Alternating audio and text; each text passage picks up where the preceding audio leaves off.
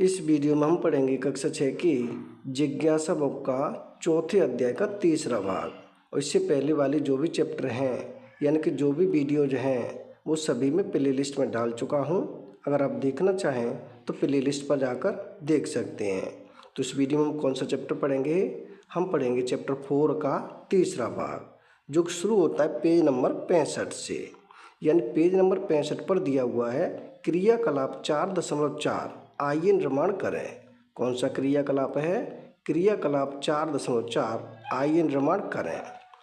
कुछ वस्तुएं जैसे कार्क का टुकड़ा, सिलाई के काम आने वाली लोहे की सुई, एक स्थायी छड़ चुम्बक, एक कांच का कटोरा और पानी लीजिए। यानी कि ये वस्तुएं आप लीजिए। सिलाई के काम आने वाली लोहे की सुई लकड़ी की मेज पर रखें। क्या करें? जो सिलाई के काम आने वाली लोहे की सुई होती है उसे लकड़ी के मेज पर रखें। सुई के एक सिरे पर छड़ चुम्बक का कोई एक ध्रुव रखें। यानी कि सुई के एक सिरे पर छड़ चुम्बक का कोई एक ध्रुव रखें। चित्र 4.7 क, जैसे कि यह चित्र 4.7 क ये चित्र दिया हुआ है, इस प्रकार से आपको रखना है। मैं दिखाए अनुसार चुम्बक को सुई पर उसकी लंबाई के अनुदिश खींचें। यानी कि उसकी लंबाई के अनुदिश यहाँ रखकर ऐसे धीरे धीरे खींचें चुम्बक को।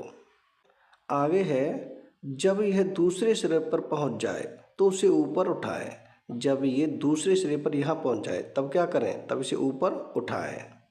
बिना चुम्बक के ध्रुव बदले उसे सुई के उसी सिरे पर लाएं जहाँ से शुरुआत की थी। यानी कि फिर से क्या करना है कि चुम्बक का ध्रुव नहीं बदलना है और उसे उसी स्थान पर लाना है जहाँ से शुरू की थी। यानी कि जहाँ से चुम्बक लगाना शुरू की थी उसी स्थान पर वापस लेके आए। इस प्रक्रिया को कम से कम 30 से 40 बार दोहराएं। इस प्रक्रिया को कितनी बार दोहराएं? 30 से 40 बार। सुई के पास थोड़ा सा लोह रेतन या स्टील के पिन लगाएं। क्या करें? सुई के पास थोड़ा सा लोह रेतन या फिर स्टील के पिन लगाएं। अगर पिन या लोह रेतन सुई की ओर आकर्षित हो जाए तो इसका अर्थ है कि सुई चुम्बक बन गई है। यानी इसका मतलब है पिन और लोह रेतन के जो टुकड़े हैं वो सुई की तरफ आकर्षित होते हैं, तो इसका मतलब ये है कि जो सुई है चुम्बक बन गई है। इस सुई को कॉर्क में क्षैतिज रूप से घुसाएं। क्या करें? इस सुई को कॉर्क में क्षैतिज रूप से घुसाएं।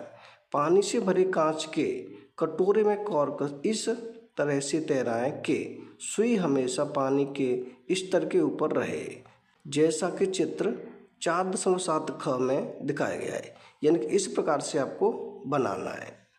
जब सुई रुक जाती है तो आपका चुम्बकीय दिक्सूचक उपयोग के लिए तैयार है। जब सुई रुक जाएगी तो क्या होगा? आपका चुम्बकीय दिक्सूचक उपयोग के लिए तैयार हो जाएगा। यानी कि अब ये दिशाएं बता सकता है। ध्यान दें कि सुई के दोनों सिरे कौन कौन सी दिशा इंगित करते हैं। फिर ये ध्यान देना है कि सुई के जो दोनों सिरे हैं कौन कौन सी दिशाओं को बताते हैं, कौन कौन सी दिशाओं को इंगित करते हैं। कॉर्क धीरे से घुमाएं। क्या करें? कॉर्क को धीरे से घुमा दें। यानी इसे है इसे धीरे से घुमाएं और इसके रुकने तक प्रतीक्षा करें। फिर क्या करें? इसे रुकने तक की प्रतीक्षा करें। इसे कई बार दोहराएं। इसे आप कई बार कर सकते हैं। क्या सुई के सिरे हमेशा एक ही दिशा में इंगित करते हैं? यानी कि क्या जो सुई के सिरे हैं हमेशा एक ही दिशा में इंगित करते हैं? आगे है चुम्बकों के बीच, यानी कि यह 4.4 चुम्बकों के बीच आकर्षण और प्रतिकर्षण। चुम्बकों के बीच क्या होता है? आकर्षण होता है और प्रतिकर्षण होता है। यह दिया हुआ है, जब हम दो चुम्बक एक दूसरे के पास लाते हैं तो क्या होता है? जब दो चुम्बकों को एक दूसरे के पास लाया जाता है तो क्या होता है? आगे है यहाँ पर आधुनिक दिक्सूचक चित्र 4.6 के व्यापक उपयोग से बहुत पहले, यानी कि चित्र 4.6 में जो दिक्सूचक दिखाया गया है उसके प्रयोग से काफ़ी पहले आपके द्वारा बनाई गई दिक्सूचक सुई चित्र 4.7 ख जैसा एक उपकरण भारतीयों द्वारा समुद्र में नौ संचालन के लिए उपयोग में लाया जाता था। यानी कि इसी प्रकार का उपकरण पहले भारतीयों द्वारा समुद्र में नौ संचालन के लिए उपयोग में लाया जाता था। इसमें मछली के आकार का एक चुंबकीकृत लोहे का टुकड़ा होता था। इसमें क्या होता था? मछली के आकार का एक चुंबकीकृत लोहे का टुकड़ा होता था, जिसे तेल के बर्तन में रखा जाता था। किस में रखा जाता था? तेल के बर्तन में रखा जाता था। इसे मत्स्य यंत्र या मत्स्य यंत्र कहा जाता था। इसे क्या कहा जाता था? मत्स्य यंत्र या फिर मत्स्य यंत्र कहा जाता था। ये हो गया आपका पेज नंबर 65। अब हम आगे पढ़ेंगे पेज नंबर 66। पेज नंबर 66 पर दिया है क्रियाकलाप 4.5। आइए प्रयोग करें। दो ऐसे क्षण चुंबक लें जिस पर उत्तरी यानी कि नॉर्थ और दक्षिणी यानी कि साउथ ध्रुव अंकित हों। यानी कि दो ऐसे चुंबक लें जिसमें एक पर उत्तरी ध्रुव हो, दूसरे पर दक्षिणी ध्रुव हो। इन्हें चुंबक एक यानी कि पहले को चुंबक एक व चुंबक दो के रूप में चिन्हित करें। यानी पहले को चुंबक एक माने, दूसरे को चुंबक दो माने। चुंबक एक के लंबे भाग को 5-6 गोल आकार की पेंसिलों के ऊपर रखें।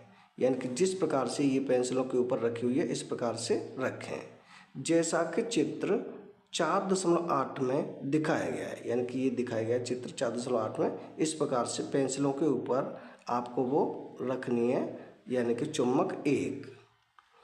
अब चुंबक दो का एक सिरा पेंसिल पर रखें। अब क्या करें? चुंबक दो का सिरा पेंसिल एक पर रखें, एक के सिरे के ऊपर लाएं। उसके बाद क्या करें? चुंबक एक के सिरे के ऊपर लाएं। सुनिश्चित करें कि दोनों चुंबक एक दूसरे को स्पर्श न करें। ये ध्यान रखना है कि जो दोनों चुंबक हैं एक दूसरे को टच न करें, स्पर्श न करें। अब देखें कि क्या होता है। उसके बाद ये देखें क्या होता है। इसके बाद चुंबक सेकंड यानी चुंबक दो का दूसरा सिरा चुंबक एक के उसी सिरे के पास लाएं। उसके बाद क्या करें? चुंबक दो का दूसरा सिरा चुंबक एक के उसी सिरे के पास लाएं, जैसा कि चित्र 4.8 ख में दिखाया गया है। जैसा कि चित्र 4.8 ख में दिखाया गया है, इस प्रकार से आपको लाना है। क्या पेंसिलों पर रखा चुंबक एक गतिमान हो जाता है? यानी कि क्या जो पेंसिलों पर रखा चुंबक है एक वो गतिमान होगा? आगे है, क्या यह हमेशा पास आने वाले चुंबक की दिशा में गति करता है? इन अवलोकनों से क्या निष्कर्ष निकलता है? यानी इन अवलोकनों से क्या निष्कर्ष निकलता है? जैसे चित्र दिए हुए हैं तो इसमें है एस इधर है, एन इधर है। अगर एन वाले भाग को हम इधर ले जाएंगे, यानी ये हो गया साउथ, ये हो गया नॉर्थ, तो क्या होगा? ये पेंसिलें इधर चल के आएंगी। अगर यहाँ भी एस है, यहाँ भी एस है, यानी इधर भी साउथ, इधर भी साउथ, तब हम इसे आगे बढ़ाएंगे तो ये यहाँ प्रतिकर्षण बल लगेगा, तो ये आगे की तरफ बढ़ने जाएगी, इसकी तरफ नहीं आएगी। ये हो जाएगा चित्र 4.8। आगे दिया है, आप देखेंगे कि दो चुंबकों के असमान ध्रुव अर्थात एक चुंबक का उत्तरी ध्रुव और दूसरे चुंबक का दक्षिणी ध्रुव एक दूसरे को आकर्षित करता है। यानी कि अगर पहले चुंबक का उत्तरी ध्रुव है और दूसरे चुंबक का दक्षिणी ध्रुव है, तब क्या होगा? एक दूसरे को आकर्षित करेंगे। दोनों चुंबकों के समान ध्रुव अर्थात दोनों चुंबकों के उत्तरी ध्रुव या दोनों के दक्षिणी ध्रुव एक दूसरे को प्रतिकर्षित करते हैं। यानी कि दोनों के जो ध्रुव होते हैं सेम होते हैं, तब क्या होता है? एक दूसरे को प्रतिकर्षण करते हैं, एक दूसरे को धकेलते हैं। तो ये हो गया हमारा पेज नंबर 66। अब हम आगे पढ़ेंगे पेज नंबर 67। पेज नंबर 67 पर दिया हुआ है, किसी एक चुंबक के स्थान पर लोहे की छड़ से इसी क्रियाकलाप को दोहराएं। यानी कि इसी क्रियाकलाप को कैसे दोहराना है? अब हमें लोहे की छड़ से इस क्रियाकलाप को दोहराना है। इस बार आप क्या देखते हैं? आप पाएंगे कि लोहे की छड़ के दोनों सिरे चुंबक के उत्तरी और दक्षिणी दोनों ध्रुवों पर आकर्षित होंगे। यानी कि लोहे से उत्तरी ध्रुव हो या दक्षिणी ध्रुव हो, दोनों ही आकर्षित होंगे, यानी कि दोनों चुंबक की तरफ खींचेंगे। इस क्रियाकलाप से हमें पता चलता है कि किसी चुम्बक को उसके प्रतिकर्षण के गुण से पहचाना जा सकता है। कैसे पहचाना जा सकता है? उस चुम्बक के प्रतिकर्षण के गुण से पहचाना जा सकता है। आगे दिया है क्रियाकलाप 4.6, आइए प्रयोग करें। एक चुम्बकीय दिक्सूचक और एक क्षण चुम्बक लें। क्या लें? एक चुम्बकीय दिक्सूचक लें और एक क्षण चुम्बक लें। एक क्षैतिज सतह पर चुम्बकीय दिक्सूचक रखें। क्या करें? एक क्षैतिज सतह पर चुम्बकीय दिक्सूचक को रखें और इसकी सुई के विरामावस्था में आने की प्रतीक्षा करें और इंतज़ार करें कि इसकी जो सुई है वो विरामावस्था में आ जाए, यानी कि रुक जाए। अब धीरे धीरे क्षण चुम्बक का उत्तरी ध्रुव दिक्सूचक सुई के उत्तरी ध्रुव के पास लाएं, जैसा कि चित्र 4.9 में दिखाया गया है। यानी कि इस चित्र में ऐसे दिखाया गया है, 4.9 है ये। इस प्रकार से धीरे धीरे से आगे लाएं। दिक्सूचक सुई का अवलोकन करें। उसके बाद क्या करें? दिक्सूचक जो सुई है उसका अवलोकन करें, उसे ध्यान से देखें। आप क्या देखते हैं? यानी आप उसमें क्या देखते हैं? क्या सुई विक्षेपित होती है? यानी कि सुई अपनी जगह से विक्षेपित होती है, इधर उधर जाती है? यदि हाँ तो किस दिशा में विक्षेपित हुई? अगर विक्षेपित होती है तो कौन सी दिशा में विक्षेपित हुई?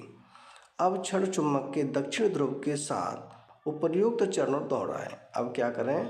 क्षण चुम्बक के दक्षिण ध्रुव के साथ उपर्युक्त चरण को दोहराएं। क्या आप इस बार कोई अंतर देखते हैं? क्या इस बार भी आपको कोई अंतर दिखाई देता है?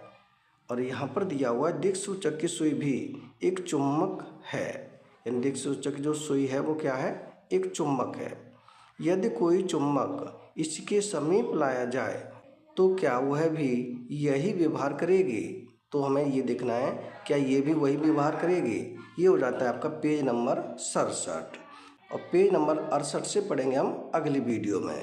ये हो जाता है हमारा तीसरा भाग। यानी तीसरे भाग में रखते हैं इतना ही। अगर वीडियो पसंद आए तो लाइक करें, कमेंट करें, अपने दोस्तों के साथ शेयर करें। धन्यवाद।